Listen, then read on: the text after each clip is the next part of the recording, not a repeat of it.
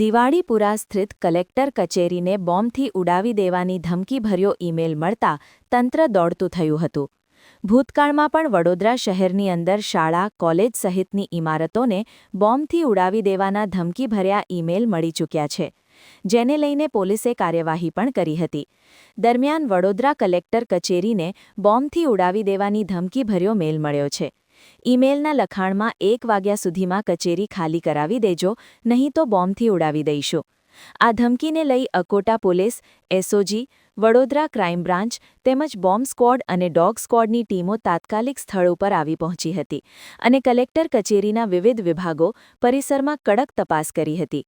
પોતાના કામ અર્થે આવનાર અરજદારોને કલેક્ટર કચેરીમાં પ્રવેશ માટે સુરક્ષાના ભાગરૂપે રોક લગાવાયો હતો.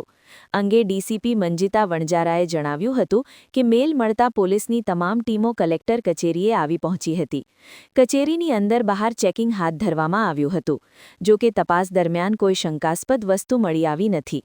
વહેલી સવારે 6 વાગે ધમકીભર્યો મેલ મળ્યો હતો. સમગ્ર કલેક્ટર કચેરીને 1 વાગ્યા સુધીમાં બોમ્બથી ઉડાવી દેવામાં આવશે એ પ્રકારનો મેલ મળતા અમે મેલની પુષ્ટિ કોણે કર્યો છે તેની કાર્યવાહી ચાલુ છે. આ સમગ્ર પ્રિમાઇસીસને ખાલી કરવામાં આવી છે. સાથે સાથે દરેક વસ્તુનું ઇન્ડોર આઉટડોર ચેકિંગ કરવામાં આવી રહ્યું છે. દરેક ખૂણા અમારી 5 અલગ અલગ ટીમો છે, એસઓજીની ટીમ, ક્રાઇમની ટીમ, બીડીડીએસની ટીમ, એ બધી ટીમો સાથે ભેગા મળી અને આ પ્રિમાઇસીસને ચેક કરવામાં આવી રહ્યું છે. એ કાર્યવાહી ચાલુ છે.